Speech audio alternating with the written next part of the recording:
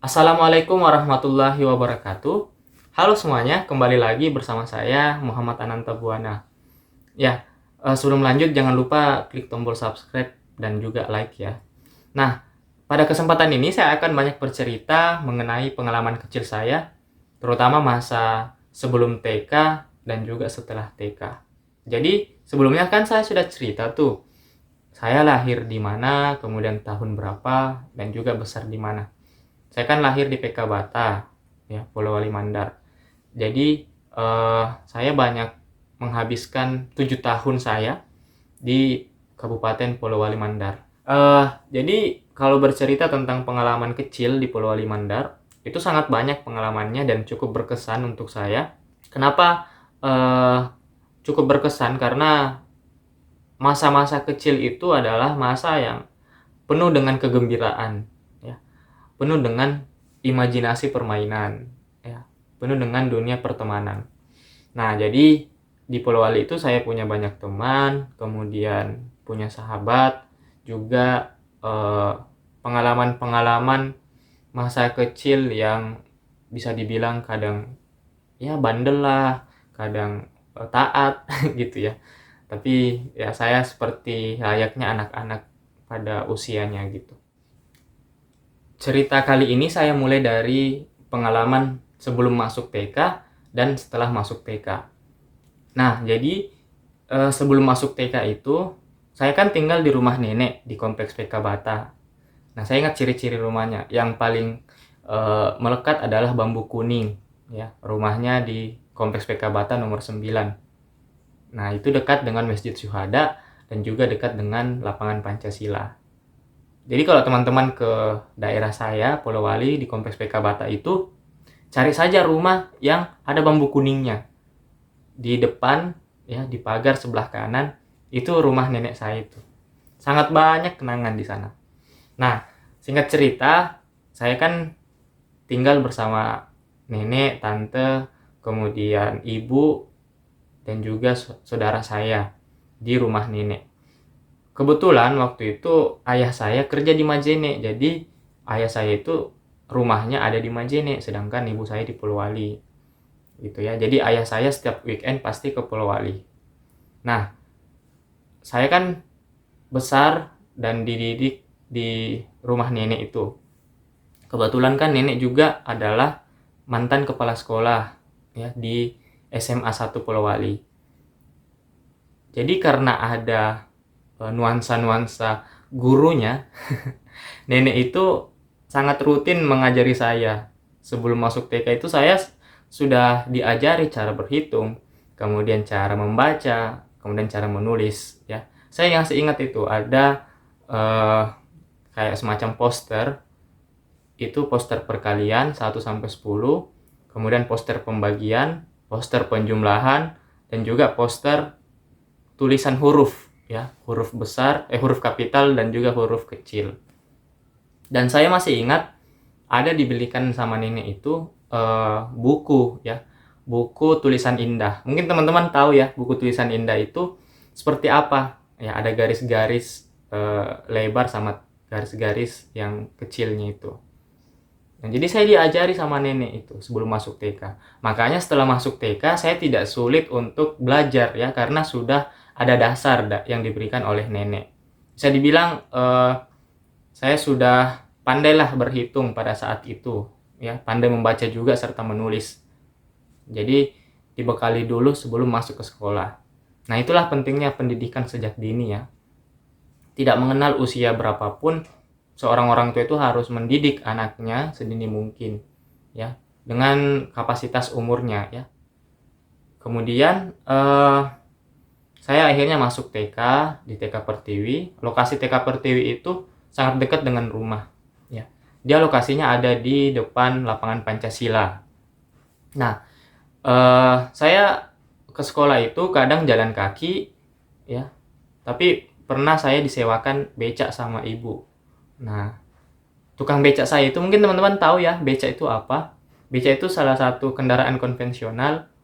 Dia itu rodanya 3, ya. Yang pengemudinya di belakang, kemudian penumpangnya di depan. Ada atapnya gitu. Saya masih ingat tukang becak saya itu dia tunarungu sama tunawicara, ya.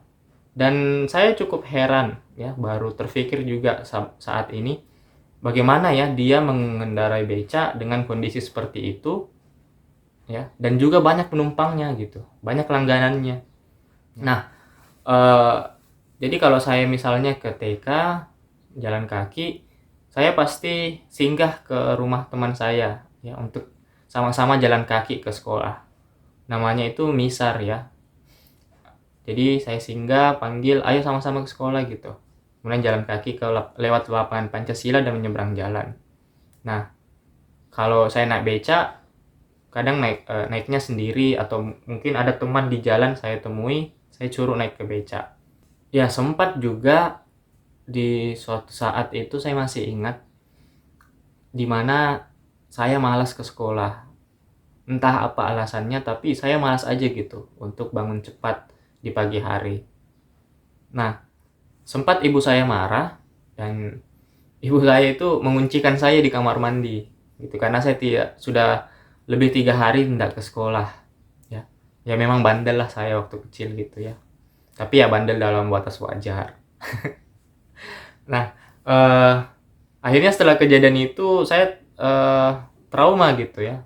Tidak mau terulang kembali dikuncikan di kamar mandi. Akhirnya saya rajin ke sekolah sampai sekarang. Oke, percaya ya, percaya. Nah, jadi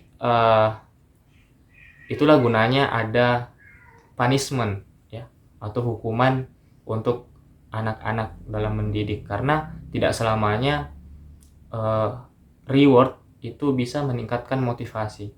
Mungkin ada saatnya punishment itu harus ada untuk anak-anak untuk membuat efek jerah gitu, tapi harus disesuaikan dengan norma-norma yang berlaku gitu, jangan melewati batas. Setelah itu rajinlah saya ke sekolah, ya, rajin belajar juga. Pokoknya sampai usia SD itu saya masih diajari sama nenek, ya, dan levelnya itu semakin meningkat gitu.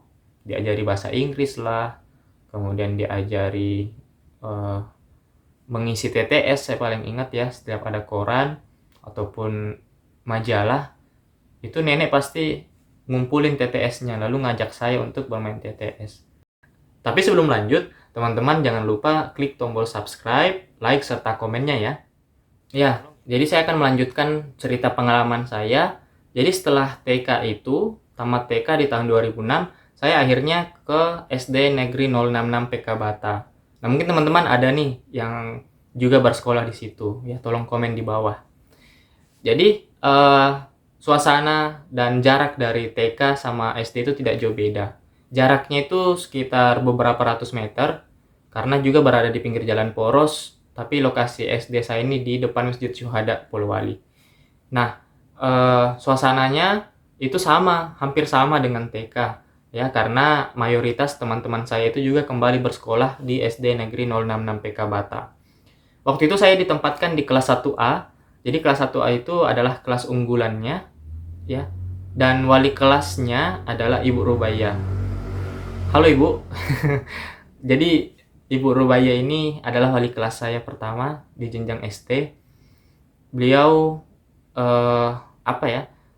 sudah tidak pernah ketemu dengan saya lagi, karena terakhir ketemu itu waktu penerbitan rapor dan penaikan kelas di tahun 2007.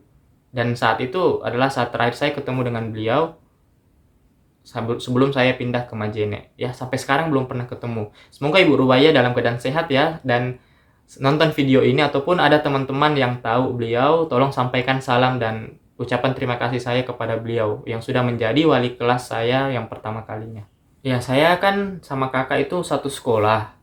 Nah, saya di kelas 1, kakak di kelas 6. Jadi awal-awal ke sekolah itu saya pasti berdua sama kakak. Jalan hanya lewat di Masjid Syuhada, menyeberang, dan akhirnya sampai deh ke SD 66.